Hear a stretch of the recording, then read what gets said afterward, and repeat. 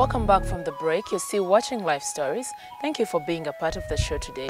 We continue with DEUS' story. When you went to Iganga, yes, what was the situation there? Well, as regards students that were blind? The first time I went to Iganga, I was warmly received. Because I went alone first of all. I couldn't go with my parents. They didn't know the school either. So fortunately, I had my OB, whom I was with in secondary, and he had passed via Iganga SS. So he gave me directions. So how did you reach Kampala and then Iganga? Kampala again was a bit troublesome. I must admit that at one point I didn't have a passport to go to Kampala. But I had some good Samaritans. They were medical sisters. They were running a dispensary. I befriended them. They were my good friends. So I went to them and I explained to them the situation. That here I am. I've really made it. I have to go to continue with Form 5. But the other option for Form 5 and 6 is Iganga SS. And I don't have transport. So they gave me some transport. So they were also asking me that, will you make it to the school? I said, yes. So once I got the transport, just reached Kabale town, just jumped on No one escorted you? No one. No one. I just had that confidence that I have to make it.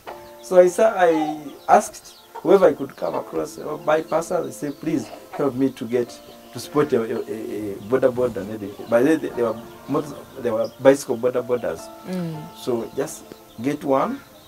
Then they took me to the taxi park, rather to the bus park, Kabale bus park.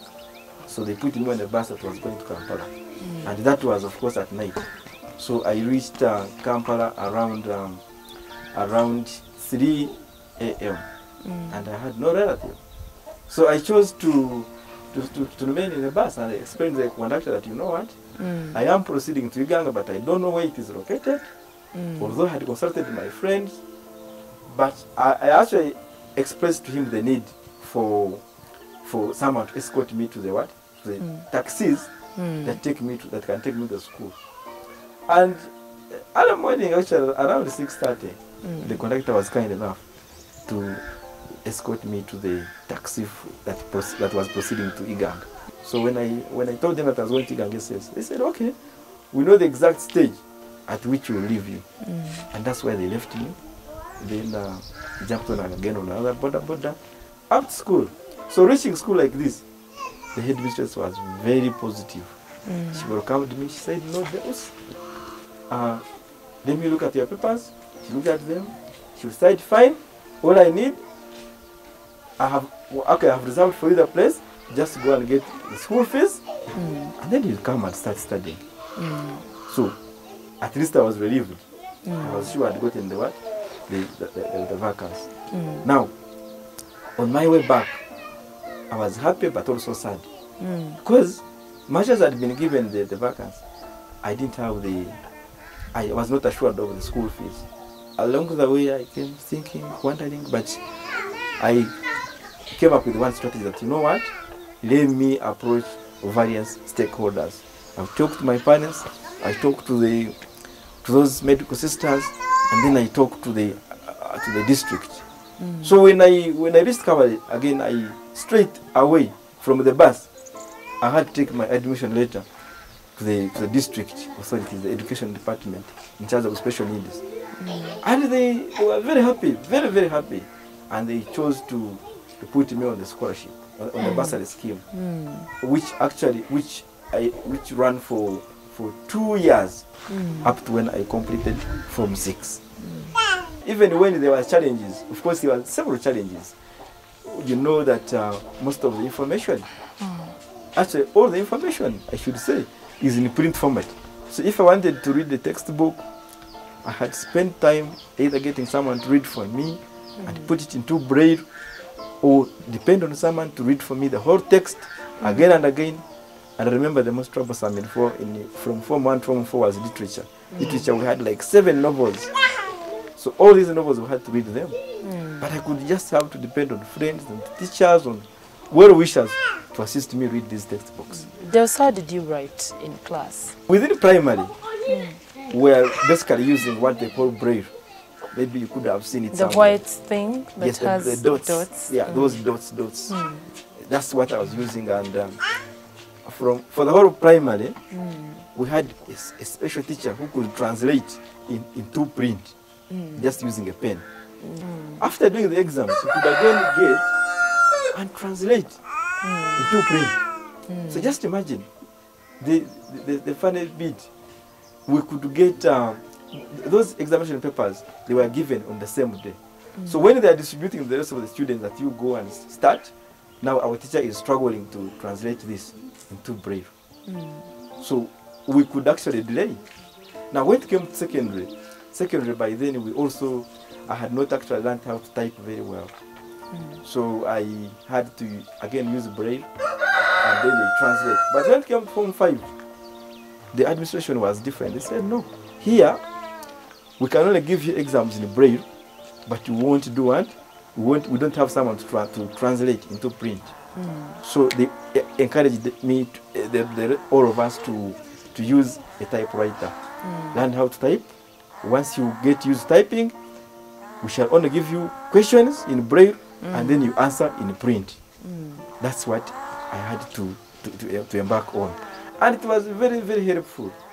Yeah, but whatever you were feeding into the writer, yes. How were you able to type it? Okay, the first thing we did was they oriented me on the typewriter. That the keyboard runs like this. You know, there's what we call the home keys. So once you press your fingers somewhere, they will know you have touched A, S, D, F.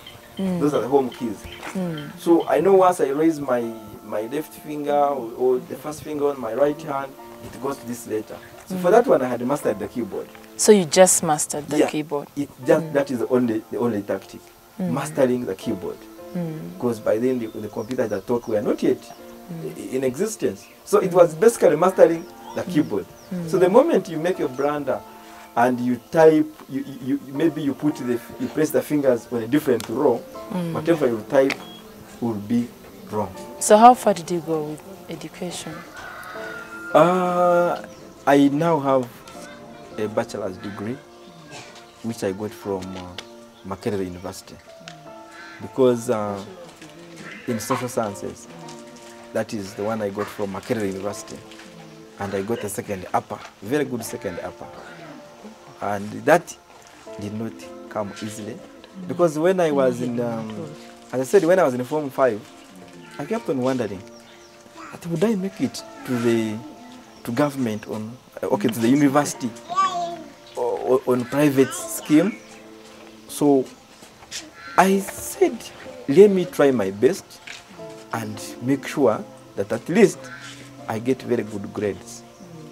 Now by that time, this bank called Standard Chartered Bank, where I currently work, I think it became a blessing for me. They were running, they had an award. It was, they called it the best award for, the 1.5 million award for the best blind students, both primary and secondary. Now when I learned of that, I said, you know what, let me work for it. Even if I don't go to the university, at least I will be able to win that, take that award, 1.5 million, and probably start a business, any small business. So that was now my plan B. That at least let me struggle to get this award, and then from there I'll see what to do. So basically I fought for the award, and I had spent sleepless nights reading award, and by the time I actually sat for my final exams, the award had been scrapped. It was no more. But guess what? I got very, very good grades for my A level, because I had 16 points for 3 principles. Yeah, because I had head. So my combination was head: history, economics, and divinity. Yeah. So and I got an A in economics. So when I got these good grades, I think I was very, very relieved that yes, the award is normal, but on my part, I think it's a success. So eventually I was admitted on a government scheme for a 3-year course, which I've told, this one of social sciences, and that is how I joined the university, 2001 up to 2003. Joining us on the show is Mr. and Mrs. Mishago, DEUS Tuyetembas' parents. This is the amazing couple that took the initiative to also take care of their blind child and take him to school just like other children. You can see the fruits of the good act, and you hear their story next on the show. DEUS's parents chose to believe in their son despite the discouragement from society, which saw it as a waste to nurture a blind child.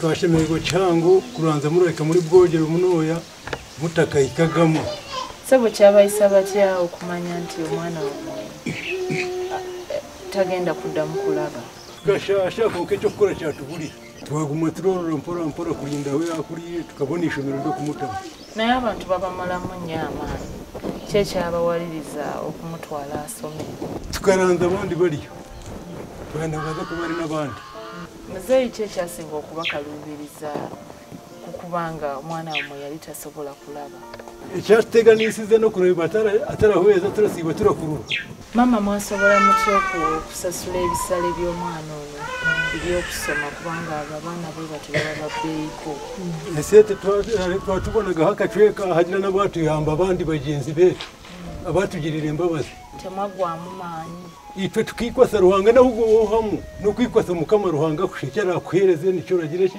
urayakira.